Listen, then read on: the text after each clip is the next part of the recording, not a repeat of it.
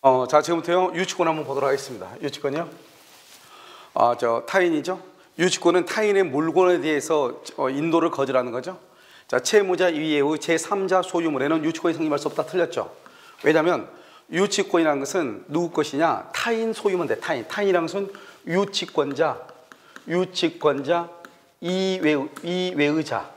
이외의자 소유면 돼요. 그러니까 유치권자만 빼면 돼. 그냥 채무자도 되고 제3자 것도 된다. 이런 말이죠. 그 다음에 유치권은 이렇게 돼 있죠? 유치권은 동산과 부동산뿐만 아니라 뭐에 대해서도 유가증권에 대해서도 유치권은 성립한다. 그래서 여기서요, 동산과 부동산을 뭐라 한다? 물건이라고 하죠. 우리가 물권의 객체는 물건인데요, 유가증권이라는 것은 권리잖아요. 권리도 물권의 객체가 될 수 있다. 이렇게 얘기하는 거예요. 자, 유치권에는 부정성, 수반성, 불가분성이 인정되죠. 그래서 뭐는 안 되죠? 물상대위는 인정되지 않고 우선변제권도 인정되지 않아요. 그래서 물상대위하고 우선변제권이 인정되지 않는다. 그런데 유치권은 부정성, 수반성, 불가분성, 이것은 인정이 되고요. 알겠죠? 그 다음에 점유도 할 수 있죠. 그 다음에 1280번은요, 유치권의 성립이자 전속이라고 되어 있죠. 성립이자 전속이라는 것은 건물의 점유라고 되어 있죠. 건물의 점유는 이렇게 해야 되겠죠. 그래서 성립이면서 전속 요건이다. 그러니까요, 유치권이 성립하지 않는다고 그랬죠. 유치권은 언제 성립하느냐? 점유가 불법행위예요. 불법행위로 인해서 인정이 되면요, 그것은 유치권이 인정되지 않아요. 그래서 불법 점유는 유치권이 첫 번째 인정되지 않고요. 그 다음에 또 불법 점유는 뭐가 있죠? 통행지역권이죠. 통행지역권을요, 시효 취득할 수가 없어요. 물론 세 번째는요, 뭐가 있냐면, 우리가 이제 상린관계에서 보면은 주의토지 통행권이 있는데, 물론 주의토지 통행권도 인정되지 않죠. 하지만 두 가지가 중요해요. 불법 점유일 때 통행지역권 인정되지 않는다, 유치권이 성립하지 않는다, 두 가지가 중요해요. 그 다음에 82번은요, 건물의 임차인이 점유할 권한이 없음을 알면서, 이때 점유할 권한이라는 것은 예를 들어서 뭐 소유권이라든가, 또는 건물이니까 임차권이라든가, 또는 전세권이라든가 이런 것이죠. 그 건물을 계속 점유한다? 그럼 이것은 뭐가 되죠? 불법 점유가 되죠. 그 다음에 여기서 유익비를 지출하죠. 이 유익비에 대해서 유치권이 성립한다 그랬는데요, 점유할 권한이 없음을 알면서, 그럼 이거 뭐하고 똑같죠? 불법 점유잖아요. 불법 점유로 인해서 유익비를 지출하면 유익비 상환 청구는 할 수 있어요. 청구는 할 수 있지만 비용을 주지 않는다고 해서 유치권이 인정되지는 않아요. 그러니까 우리는 비용 상환 청구권은 뭐냐면, 그것은 임의 규정이고, 그 다음에 그것은 선이든 악이든 다 비용은 청구할 수 있거든요. 그런데 악의 경우, 즉 불법 점유로 인한 비용에 대해서는 유치권이 인정되지 않는 것이에요. 전세권이 소멸한 후라고 됐죠.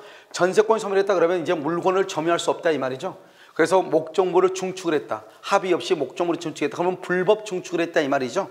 그럼 그 공사대금 채권과 건물에는 유치권이 성립되지 아니한다. 왜요? 전세권이 소멸했는데 중축을 했다고 하는 것은 그건 불법 점유와 마찬가지죠. 알겠죠? 그게 같은 말이죠. 지금 여기요, 점유할 권한이 없음을 알면서라든가, 또는요 전세권이 소멸한 후 불법 중축을 했다는 것, 다 같은 의미예요.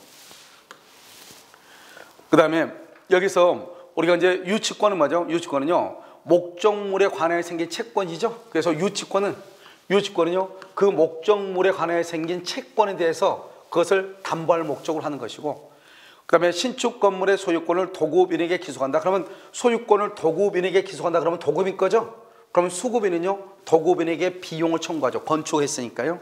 그 비용에 대해서 유치권을 할 수 있다, 성립할 수 있다.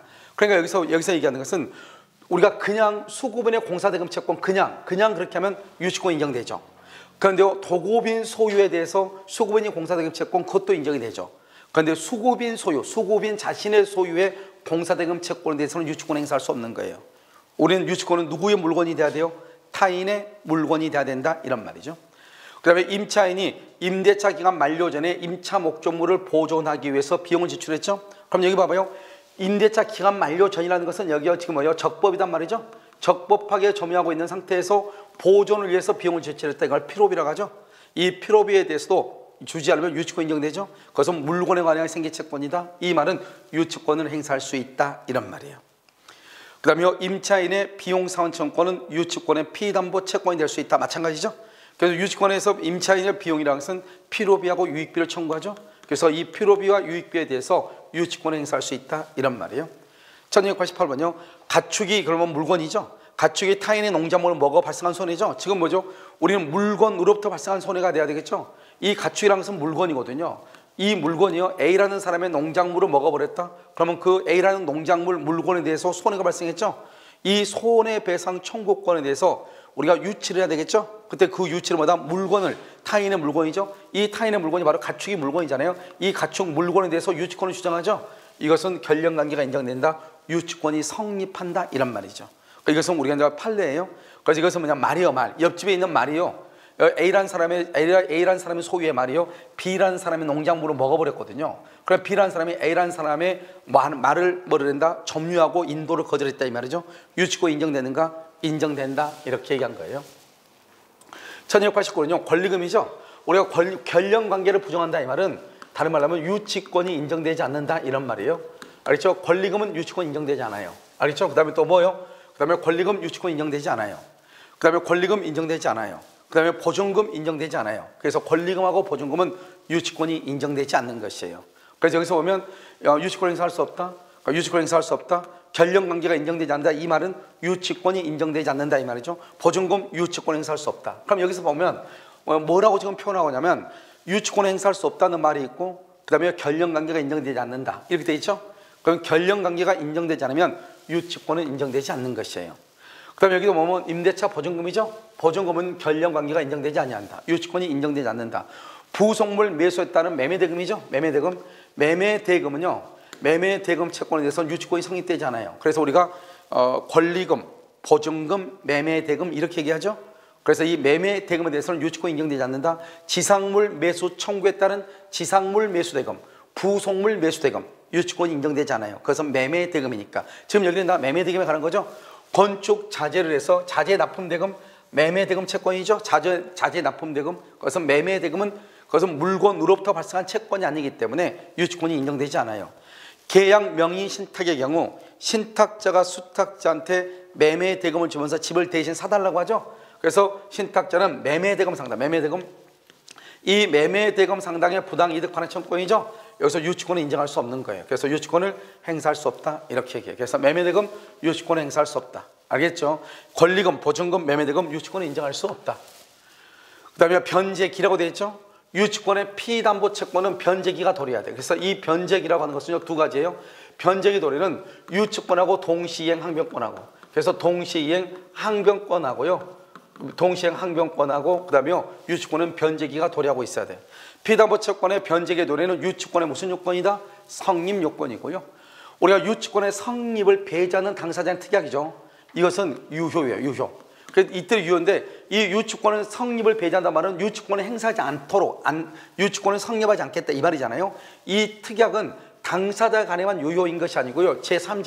제3자도 원용할 수 있어. 원용할 수 있단 말은 갑이라는 사람의 집을 을이 수리하면서 유치권을 행사하지 않는다고 그랬어. 그러면 을은요 갑의 집을 유치할 수 없는데 이 갑이 이 집을 병한테 팔았어. 그러니까 이 을이 뭐라 하냐, 나는 갑하고 계약을 했지 병하고 계약한 것이 아니기 때문에 나는 병 너한테는 유치권 행사한다 안 된다 이 말이죠. 이때요 이 제3자인 병도 유치권을 행사할 수 있다 이런 말이에요. 알겠죠? 유치권이 성립하지 않는다고 주장할 수 있다 이 말이죠. 그래서 제3자도 원용할 수 있다 이렇게 얘기해요. 그 다음에 여기 보면요 유익비 상환 청구를 미리 포기하기로 한 취지의 특약이죠. 이것을 뭐란다? 유치권 배제 특약이죠. 유치권. 그래서 유치권 배제 약정이죠. 유치권을 행사하지 않기로 하는 약정이 있는 경우 유익비 상환 청구를 미리 포기하기로 한 취지의 특약으로 보아 그것은 임차인의 유치권을 뭐란다? 배제한다 이 말이죠. 다른 말로 하면 이때 약정은 또 여러 가지가 있어요. 또 뭐가 있죠? 원상회복 약정. 원상회복이란 말이 무슨 말이죠? 나는 모든 것을 다 떼가지고 가겠다 이 말이죠.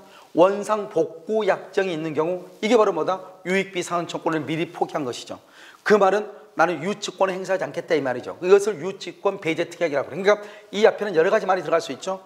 유치권 배제 약정이다. 또는요 원상복구 약정이다. 임차인이 원상복구 약정을 했다. 그 말은 비용을 청구하지 않겠다는 말이다. 그러면 유치권이 인정되지 않는다. 유치권이 인정되지 않는다는 말을 뭐라고 한다? 배척한다 이렇게 얘기하는 거예요. 유치권은 법정담보물권이죠. 법정이라는 말은 등기 없이 일정한 요건을 갖추면 당연히 성립하죠. 미리 포기하는 특약 이것은 유효이죠. 유효. 미리 포기하는 것을 말한다. 유치권의 성립을 배제하는 특약이다. 똑같은 말이죠. 1302번은요. 유치권자와 유치물 소유자 사이에 유치권은 포기한다. 유치권 배제 특약 그러면 그 뭐죠? 제3자도 특약의 효력을 말할 수 있다, 주장할 수 있다. 주장할 수 없다, 틀렸죠? 주장할 수 있다, 제3자도 주장할 수 있다, 이런 말이에요. 지금 여기는요 다 유치권, 지금 여기 봐봐요. 지금 여기서 보면은 여기 1299부터 1302번까지요 네 가지가 다 뭐죠? 유치권 배제 특약이란 말이에요. 같은 말. 그래서 시험이요 상당히 많이 났다, 이것을 지금 알 수가 있는 것이고요. 그 다음에 불가분성이죠. 불가분성은 뭐예요? 돈 다 받을 때까지 물건 전부에 대해서 유치권 행사할 수 있다, 이 말이잖아요. 유치권은 채권 전부의 변제를 받을 때까지 유치물 전부에 대해서 그러니까 만약에 3층짜리 건물인데 그 다음에 3억이에요. 공사 비용이 1억이라 해서 2억을 갚았는데 그러면 2층하고 3층은 유치권이 없어지냐? 그건 아니에요. 전부 받을 때까지 목적물 전부에 대해서 그 유치권을 행사할 수 있는 거예요. 1304번은요 피담보 채권의 변제를 받을 때까지 누구에 대해서, 왜요? 우리가 유치권은 물권이죠. 물권은 뭐다? 대세권이죠. 대세권이라는 것은 세상 누구에게나 주장할 수 있다, 이 말이죠. 유치할 수 있다. 유치는 물건을 점유해서 인도를 거절하는 거예요. 점유해서 인도를 거절, 이것을 유치권이다, 이렇게 얘기하죠. 우리가 채권과 점유 간에는 결련성을 요하지 않아요. 그러니까 만약에 채권이 만약에 2월 1일 날이고 점유가 2월 5일이다. 그러면 2월 5일부터 유치권이 있어요. 점유가 2월 5일이다. 채권이 2월 8일이다. 그러면 2월 8일부터 유치권이 있는 거예요. 그러니까 점유보다 채권이 먼저 발생할 수 있고 점유하고 난 다음에 채권이 발생할 수도 있죠. 아무튼 채권 플러스 점유이면은 뭐가 인정된다? 유치권이 인정된다, 이 말이죠. 어떤 물건을 점유하기 전에 점유는 언제다? 3월 1일 했단 말이죠. 발생한 채권이요 2월 25일 날 채권이 발생했죠. 점유는 나중에 했는데 그러면 점유할 때부터 점유를 취득하면 그때부터 유치권이 성립한다, 성립하지 아니한다, 틀렸어요. 그러니까 유치권은 물건에 대해서 발생한 채권에 대해서 점유하면 돼. 그런데 이 점유가 채권의 발생보다 빨리 먼저 있을 수 있고 채권의 발생보다 늦을 수도 있다, 이 말이죠. 그런 경우도 다 유치권이 인정이 된다, 이렇게. 목적물에 관한 점유를 취득했죠. 점유 취득이 2월 1일. 그래서 이때여서 그러고 난 다음에 성립했죠. 그러고 난 다음에 그러면 2월 5일. 그러면 2월 5일부터 유치권이 인정된다, 이 말이죠. 그러니까 점유가 먼저고 채권이 나중에 발생할 수 있고 채권이 먼저고 점유를 나중에 취득할 수도 있다, 이 말이죠. 그래도 그때부터 유치권이 인정되는 것이다. 그럼 유치라고 하는 것은 뭐냐? 점유 플러스 인도를 거절하는데 이때의 점유는 직접 점유, 간접 점유를 다 포함하지만 채무자가 직접 점유하고 유치권자가 간접 점유하는 거, 그것만 안 돼. 그 외에는 직접 점유, 간접 점유 다 된다, 이 말이죠. 여기서 보면 간접 점유하는 경우에도 유치권은 소멸하지 않고, 그 다음에 1308번은요 제3자에게의 유침을 보관은 유치권자가 제3자의 직접 점유, 제3자가 직접 점유, 유치권자가 간접 점유, 유치권자가 그래도 유치권이 인정된다, 이 말이죠. 그런데 누가 직접 점유하면 안 된다? 채무자가 직접 점유하고 유치권자가 간접 점유한다, 이건 안 되는 거예요. 행사할 수 없다. 이거 시험에 많이 나왔죠? 알겠죠? 그러니까 우리는 유치권자가 간접 점유를 해도 유치권 인정된다고, 제3자가 직접 점유하고, 그런데 채무자가 직접 점유한 것은 안 된다고, 채무자가. 알겠죠? 이건 아주 중요하죠? 그래서 시험이 최근에요 4번이나 나왔다, 이 말이죠. 유치권이 인정되기 위한 유치권자의 점유는 직접이든 간접이든 관계없지만 채무자가 직접, 유치권자가 간접, 그것만 안 되는 것이다. 알겠죠?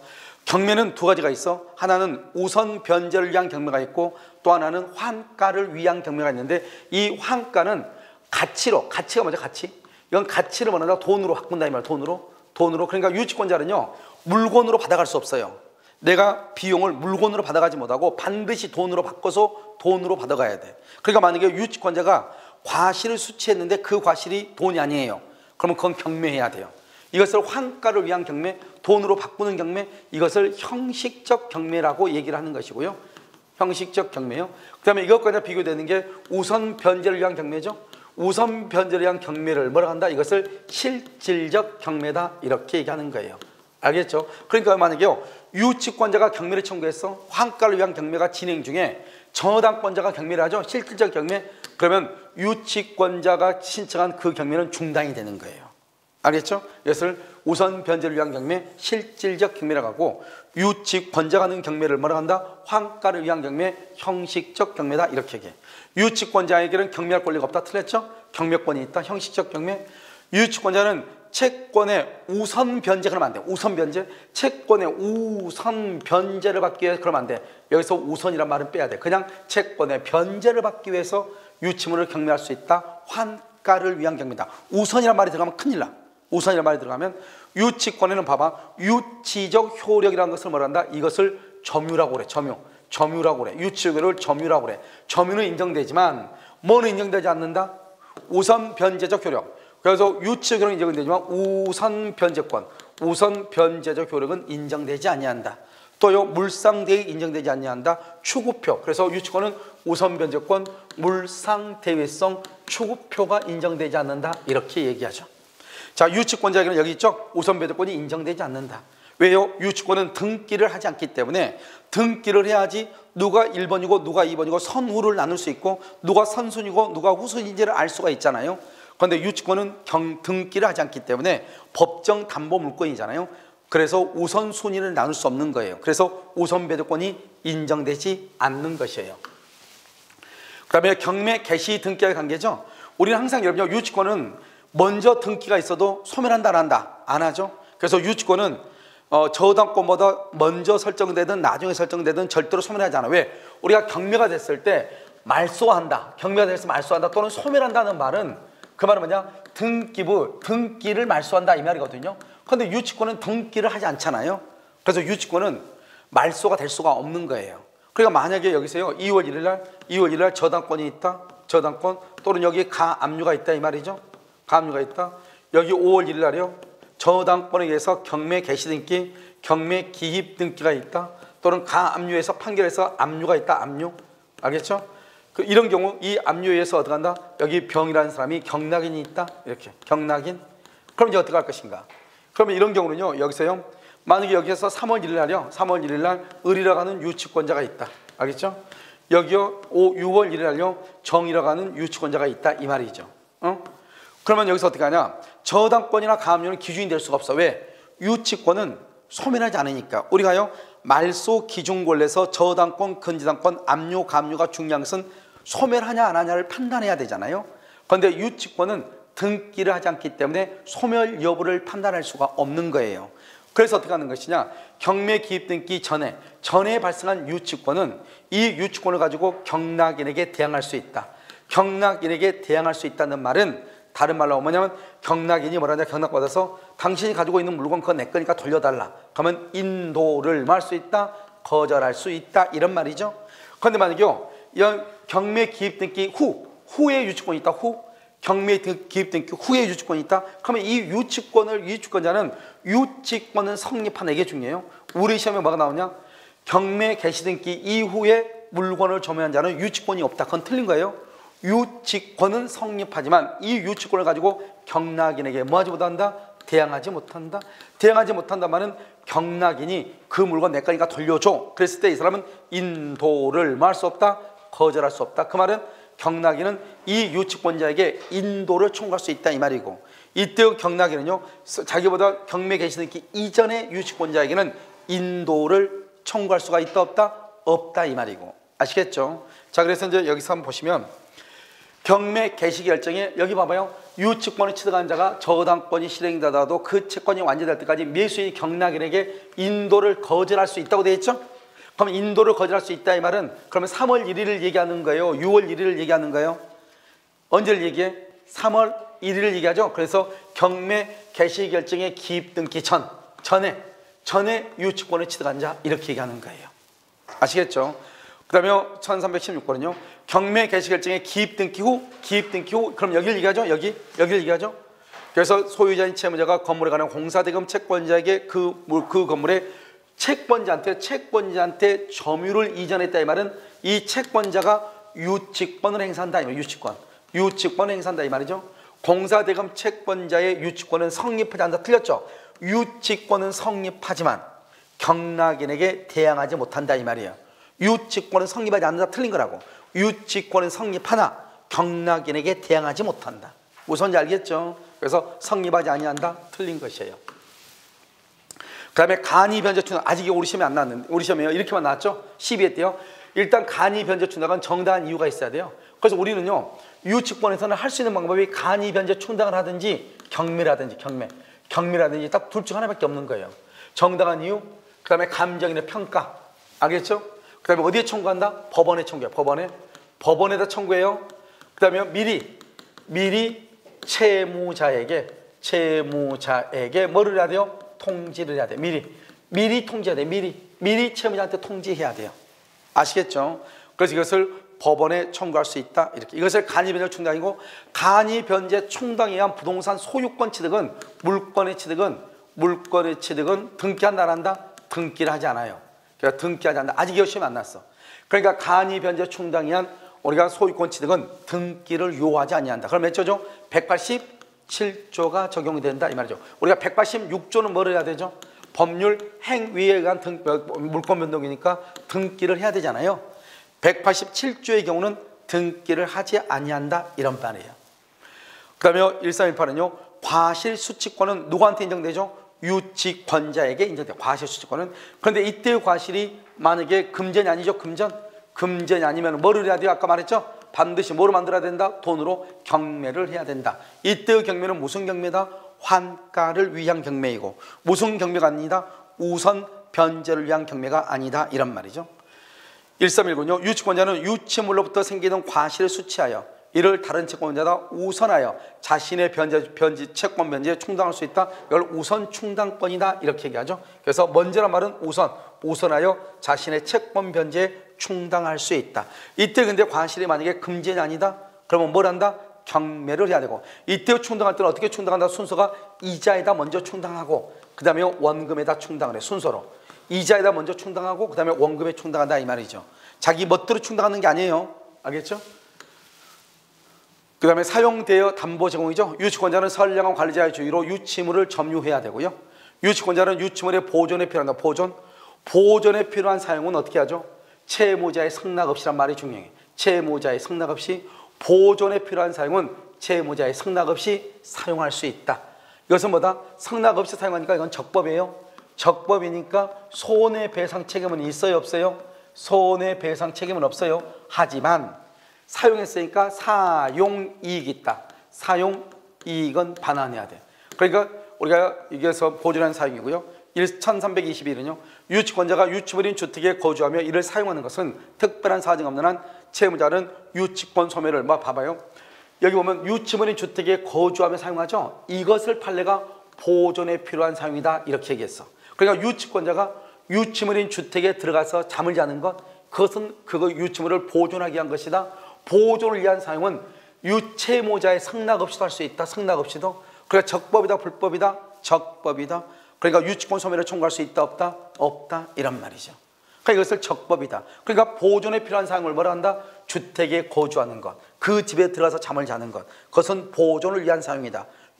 채무자의 승낙을 요하지 아니한다 이 말이죠. 알겠죠? 그 다음에 여기 보면요. 뭐뭐에 필요한 경우 그 사용권은 유치권자에게 인정된다. 무슨 말이지 이게? 앞에가 뭐예요? 유치물의 보존. 유치물의 보존에 필요한 사용. 보존에 필요한 경우 그 사용권은 유치권자에게도 인정된다. 이때 사용권은요. 채무자의 승낙을 요한다, 요하지 않는다? 요하지 아니한다. 보존은요. 유치권자가 채무자의 승낙 없이 제3자에게 유치물을 뭘 했다? 임대했죠? 승낙 없이 임대. 이건 안 돼. 지금 봐봐요. 여기서 321번에서부터 23번까지는 보존을 위한 사용이죠. 보존. 그러니까 지금부터는 뭐냐면 임대나 사용이나 이때 사용은요. 보존을 위한 사용은 승낙이 없는데 그냥 일반적인 사용, 그 다음에 임대, 대여하는 거, 담보 제공하는 거, 이때는 채무자의 승낙이 있어야 되고, 승낙이 없어는 유치권 소멸을 청구해. 유치권 소멸을 청구한다 이 말이죠. 알겠죠? 그러니까 여러분 어떻게 해야 돼요? 사용, 대여, 담보 제공 이렇게. 이때는요. 누구의 승낙이 있어야 된다? 유치권자의 채무자의 승낙이 있어야 돼. 승낙이 없으면 유치권 소멸을 청구를 해. 그러니까 유치권자가 승낙 없이라고 되어 있죠? 뭘 했다? 임대했다 이 말이야. 여기 봐봐. 승낙 없이 임대했죠? 그럼 이것은 적법이요, 불법이요? 불법이죠. 유치권자는 유치권의 소멸을 청구할 수 있어요. 그런데요, 승낙 없이 임대를 하게 되면 그건 불법이기 때문에 이 임차인은요, 채무자한테, 건물 소유자, 토지 소유자한테 유치권을 주장할 수 있어요, 없어요? 아니요. 임대차의 효력을 주장할 수 있어요, 없어요? 없는 것이에요. 동의 없이, 승낙 없이 임대를 주면 이 임대행위는 불법이고, 그 다음에 그 임차인은 채무자에게 자기가 임차인이라고 효력을 주장할 수가 없는 것이에요. 아시겠죠? 그 다음에 만약에 이것을요, 유치권자는 채권자를 얘기하죠? 여기서 유치권자는 채권자를 얘기해요. 이 채권자가요, 소유자 승낙 없이 임대를 해가지고 임차인한테 월세를 받았을 거 아니에요. 이 월세는요, 이것은 유치권자가 갖지 못해요. 이것은 채무자한테 반환해야 돼요. 채무자한테 반환해야 돼. 그러니까 승낙 없이 임대를 했다. 그러면 임차인은요, 자신의 임차권을 가지고 채무자에게 주장하지 못한다. 그 다음에 유치권자인 채권자는 차임을 월세를 받았다. 그러면 그 받은 월세를 어떻게 해야 돼요? 채무자에게 반환해야 된다. 아시겠죠? 이렇게 가는 거예요. 그 다음에 유치권자 갑이 채무자의 승낙 없이 임대했죠. 승낙 없이. 그럼 유치권 소멸을 청구할 수 있다고 그랬죠. 임차인은요, 어떻게 해야 돼요? 임차인은 매수인에게 경매 절차의 매수인에게 임대차 효력을 주장할 수 있어요? 없어요? 없죠. 그러면 임차인의 차임을 어떻게 해야 돼요? 채무자에게 뭐를 해야 돼요? 반환을 해야죠. 반환해야 된다. 이렇게 얘기했죠. 지금 똑같은 말 지금 나왔죠, 지금. 자, 유치권자의 상환청권이죠. 여러분, 유치권자가요, 유치권을 행사하고 있는 상태에서 그 유치물의 현재의 상태를 보존하기 위해서 필요비를 지출할 수 있고요. 또 유익비를 지출할 수도 있다 이 말이죠. 그래서 비용상환청권을 담보하기 위한 유치권이 인정되는 거예요. 그래서 유치권자가 유치권 행사 중에 비용, 필요비하고 유익비, 필요비하고 뭐하고요? 유익비를 지출했다 이 말이죠. 그럼 이 비용을 받기 위해서 다시 또 유치권 행사할 수 있는 거예요. 임대차 종료 후 법원이 임차인 비용상환청권에서 유예기간, 우리가요, 유익비죠. 유익비에 대해서는 상환기간을 유예할 수 있죠. 유예한다고 하는 것은 뭐다? 변제기를 뭐랬다? 변제기를 연기했다 이 말이죠. 그럼 변제기를 연기하죠. 우리 아까 말했죠. 동시이행 항변권과 유치권은 변제기에 있어야 되죠. 근데 변제기를 유예했죠. 유예. 그럼 유치권은 소멸하는 것이에요. 그래서 유치할 수가 없다 이 말이죠. 그 다음에 1428번은요. 필요비 상환 채무의 불이행으로 인한 손해배상 청구권은 원채무의 연장이므로. 이거 봐봐요. 필요비 상환 채무, 필요비에 대해서 어떻게 하죠? 안 주면 유치권 행사할 수 있죠. 비용이니까. 필요비하고 유익비. 그런데요, 이 사람이 불이행을 했어. 그러면 필요비에 대해서 만약에 예를 들어서 필요비가 1억이다. 비용이 1억인데 안 주면은 그 비용에 대해서 손해배상을 청구하기로 했거든요. 이 손해배상이라는 것은 이 비용으로부터 발생한 것이죠. 그러니까 이 비용이 원채권이죠. 원채권 비용이 필요비가 그 원채권부터 연장된 것이죠. 연장됐단 말은 이 원채권 1억으로부터 돈을 언제까지 주기로 했고 안 주면은 그때부터 한 달에 100만 원씩 손해배상을 하기로 했다 이 말이죠. 그 손해배상이라는 것은 원래의 필요비에 관한 것이죠. 그러니까 필요비하고 동일성이 있죠. 그래서 유치권이 다시 성립하는 것이에요. 자, 그러면 유치권자한테 인정되는 것은요, 유치권자는 간이 변제 충당을 할 수 있죠. 아니 뭐죠? 경매권이 있죠. 경매권, 비용상환청권이 있죠. 간이 변제 충당권이 있다. 알겠죠? 그래서 유치권자 인정. 그런데 뭐는 없어요? 유치권자에게는. 유치권자는 아까 우리 말했죠. 타담보, 다른 담보를 제공하고 유치권 소멸은 청구할 수 있어요? 없어요? 유치권 소멸은 청구를 못해. 유치권 소멸을 청구 못해. 왜요? 유치권자가 왜 유치권 소멸을 청구해요? 유치권자는 점유하는 거죠. 그러니까 유치권 소멸하면 점유를 돌려줘야 되는 거죠. 그러니까 유치권자는 소멸을 청구할 수가 있다 없다? 없다 이 말이에요. 그래서 유치권자는 소멸을 청구할 수가, 다른 담보를 제공하고 유치권자는 소멸을 청구할 수 없죠. 자기가 권리자니까. 그래서 다른 담보를 제공하고 유치권을 소멸을 청구할 수 없다. 1430번요. 유치권에 대한 반환 청구권이죠.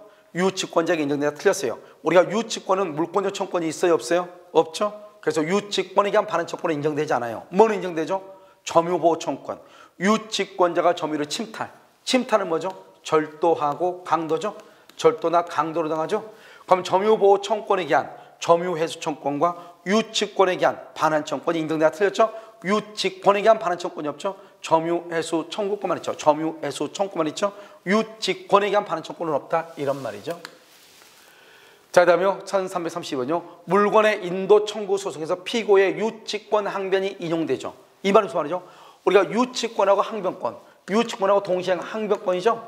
항변권에 항변이 인용된다 이 말은 항변권을 행사했다 이 말은 행사했다. 항변권을 행사하면 무슨 판결을 한다? 상환 이행 판결, 상환 급보 판결을 해. 상환 이행 판결, 상환 급보 판결. 항변권을 행사하지 않으면 전부 패소 판결을 해. 그러니까 상환 급보 판결, 상환 이행 판결을 한다고. 알겠죠? 항변권이 인용됐다는 것은 항변권을 받아들였다 이 말이죠. 그러면 상환 급보, 상환이라고 해서 서로 교환하라 이 말이죠. 자, 유치권자는 경락인에 대해서도 피해담보 채권의 변제를 할 수 있다. 청구 그건 안 돼요. 우리가 유치권은 뭐죠? 이렇게 갑이 있죠. 갑의 물건은 을이 수리를 했죠. 수리비가 1000만원이 났죠. 그런데 중간에요, 이 건물이 경매가 돼버려. 이 건물이 이렇게 병한테 경매가 된다 이 말이죠. 그럼 여러분 어떻게 하죠? 여러분 이 을이 쪽을 을은 유치권자는 이 을은 이 병한테 변제 청구 못해요. 왜요? 변제는 채권을 갚으라 이 말인데 채권은 특정인과 특정인 두 사람 간의 문제죠. 그래서 변제 청구를 못하는 거예요. 그래서 변제 청구 못하고 첫 번째는요. 그럼 두 번째는 또 뭐를 못하는 거죠? 을은 병한테 변제 청구를 못하고요. 항변권 행사를 못해요. 항변권은요. 도급계약의 당사자. 수리를 했으니까 수리를 도급계약이라고 하죠. 도급계약은 계약이고 채권이죠. 당사자 간에만 인정되는 거예요. 대신 뭐는 인정될 수 있다? 유치권은 인정될 수 있는 것이죠. 유치권은. 그래서 여기 보면 변제를 청구할 수가 있다. 틀린 것이에요. 변제 청구는 못하는 거예요. 1334는요.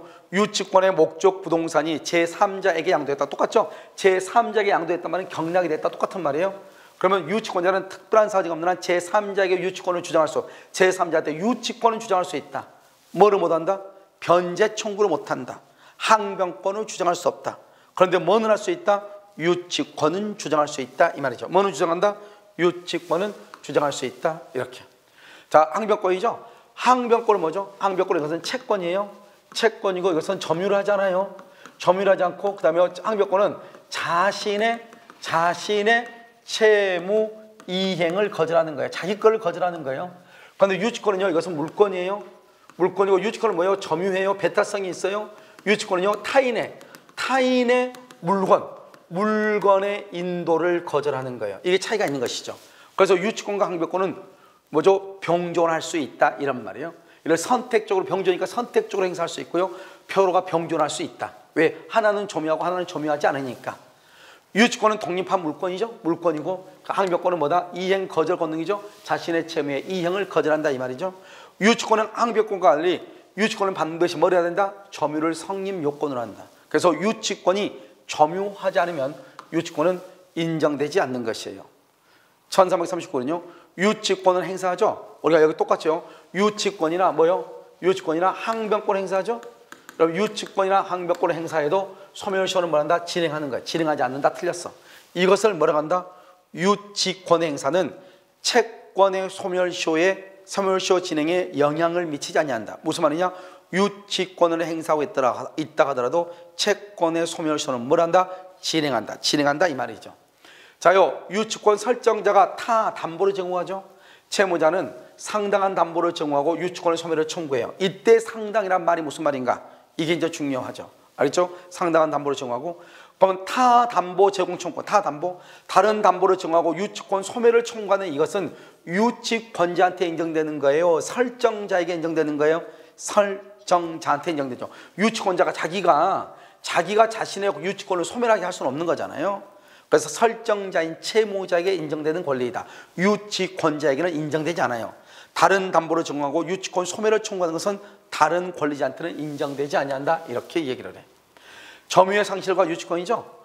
자, 혼동되면 유치권 소멸하죠. 점유를 상실해도 유치권 소멸하죠. 점유는 유치권의 성립 요건이면서 전속 요건이죠. 물건이 멸실되죠.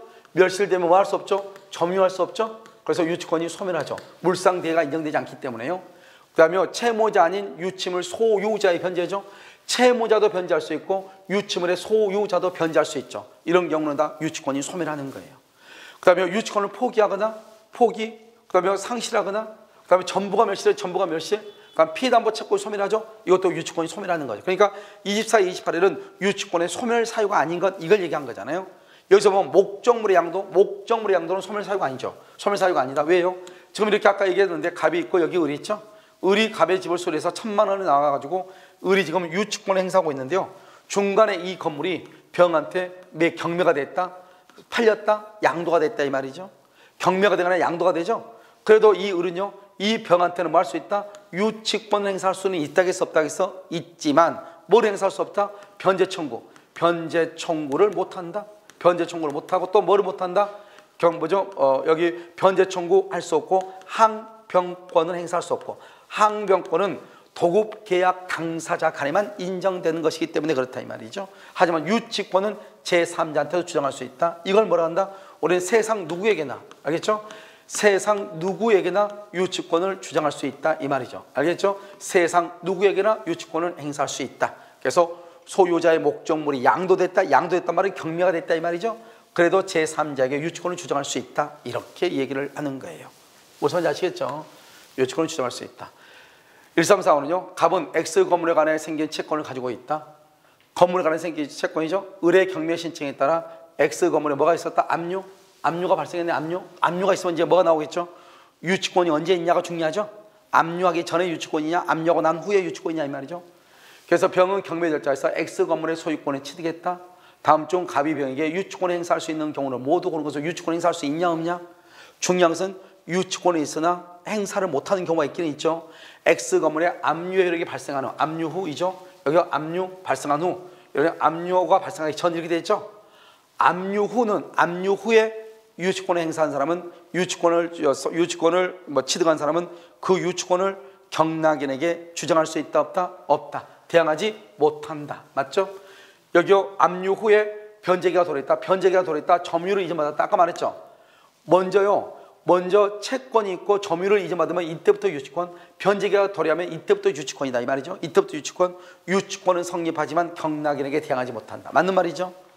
압류력이 발생하기 압류력이 발생하기 전에요. 갑이 유치권을 취득했지만 의뢰 저당권이 갑의 유치권보다 먼저다. 필요 없어. 알겠죠? 우리가 저당권이 아무리 유치권보다 먼저 있다고 할지라도 저당권은 문제가 된다 안 된다? 저당권이나 압류나 저당권이나 가압류는 문제가 안 되죠. 항상 뭐가 문제가 된다? 경매 개시 등기, 경매 기입 등기가 있느냐 없느냐. 또 한 가지는 뭐죠? 또 한 가지는 압류가 있냐 없냐가 문제죠. 그러니까 여기서 보면요. 갑이 유치권을 취득했지만 의뢰 저당권이 갑의 유치권보다 먼저 됐다. 이건 신경 쓸 필요 없어. 가장 중요한 키워드보다 압류전이죠. 압류전. 압류하기 전에 유치권을 취득했죠. 그럼 취득한 경우, 여러분요 여기 이렇게 경우 얘기가 끝나나 봐. 알겠죠? 이럴 경우는 자야 갑이 병에 유치권 행사할 수 있는 경우는 그랬죠. 여기 지금 해설이 내가 지워야 되는데 안 지워서 그러네요. 지금요. 알겠죠? 어떤 다 맞더라. 그래서 이건 내가요 해설해놓은 해설을. 알겠죠? 해설해놓은 것이니까 여기는 읽지 말고. 알겠죠? 그래서 여기까지만. 압류 후 유치권, 점유를 이전받았다. 압류 후 변제기가 도래했다. 이것은 유치권이 인정되지만 유치권을 행사할 수는 없는 거예요. 압류가 발생하기 전에 뭐죠? 유치권을 취득했죠? 그럼 이 유치권자는 대항할 수 있다. 대항할 수 있다 이 말이죠. 여기도 압류가 발생하지. 압류 전이죠. 전에 유치권 취득이죠. 그럼 전에 취득했으면 경락인에게만 할 수 있다. 유치권을 도와줘 대항할 수 있다. 가압류 필요 없다고 그랬죠. 필요 없다고 그랬죠. 경락인에게 대항할 수 있다. 가압류라든가 뭐는 필요가 없다고 했죠. 저당권을 기준으로 한 것이 아니다. 뭘 기준으로 한다? 가압류에서 압류를 했을 때 저당권에서 경매 개시 등기, 경매 기입 등기를 했을 때 이것이 기준이다. 이것이 기준. 이게 기준이 아니고 그러면 이것보다 먼저 저당권, 이거보다 먼저 이 압류보다 먼저 유치권, 이것은 경락인에게 주장할 수 있지만 압류 후의 유치권은 경락인에게 대항하지 못한다. 이것만 알면 된다. 이런 말이죠. 압류하기 전이냐 후냐. 알겠죠? X 물건에 대한 유치권 성립에 영향을 미치지 거, 유치권 성립에 영향을 미치지 않는 거.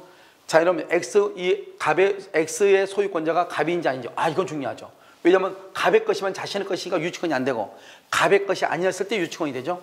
변제기가 도래했냐 아니냐 중요하죠. 변제기가 도래하면 유치권이 되고 도래하기 전에는 유치권이 안 되죠. X에 대한 갑의 점유가 채무자를 매개로 한 간접 점유가 아니다. 아까 말했죠. 채무자가 직접 점유다. 그리고 유치권자가 간접 점유면 안 된다고 그랬죠. 그런데 채무자를 매개로 한 간접 점유가 아니다 이 말이죠. 그 말이 무슨 말이죠? 채무자가 직접 점유한 것이 아니다 이 말이지. 채무자가 직접 점유한 것이 아니고 무조건 언제나 유치권이 인정되죠. 알겠죠? 그래서 이것은 정답은 3번이 되죠. 4번은요. X에 대한 갑의 점유가 불법행위냐. 여러분 봐봐요. 점유가 불법행위면 유치권이 안 되죠. 적법일 때만 유치권이 되죠. 불법일 때 안 되는 게 유치권하고 유치권하고 그다음에 통행 지역권을 시효 취득하는 경우는 안 된다 이 말이죠. 그런데 점유가 불법이다? 그러면 안 되고 적법일 때만 되니까 문제가 있죠. 여기는 변제가 도래하면은 유치권이고 도래하지 않으면 유치권이 없으니까 문제가 되죠. 이것은요. 갑의 것이냐? 갑의 것이면 유치권이 아니고 갑의 것이 아니고 타인의 것이면 유치권이 되죠. 그래서 문제가 되죠. 하지만 여기는 채무자가 직접 점유한 경우가 아닌 한 유치권자는 직접 점유하든 간접 점유하든 무조건 유치권이 인정된다 이란 말이죠. 5번은요. X에 관하여 생긴 채권에 의한 유치권을 배제하기로. 유치권을 배제하기로 하는 특약, 유치권을 배제하기로 하는 약정이 있으면 유치권이 인정되지 않고 유치권을 배제하기로 하는 특약이 없으면 유치권이 인정된다 이 말이에요. 알겠죠? 특이하게 있냐 없냐 문제가 되죠. 그러니까 나머지는 다 문제가 되는데 문제가 안 되는 것은 3번만 문제가 안 된다 이 말이죠. 아시겠죠? 자, 이제 여기까지는 이제 뭐냐면 저당권에 가는 것이고요. 여러분 잠깐 쉬었다가요. 저당권에 가는 것을요. 저당권, 근저당권, 그다음에 공동저당인데요. 여기서 문제가 조금 많아요. 알겠죠? 그래서 한꺼번에요 정리를 하도록 그렇게 하겠습니다. 잠깐 쉬겠습니다.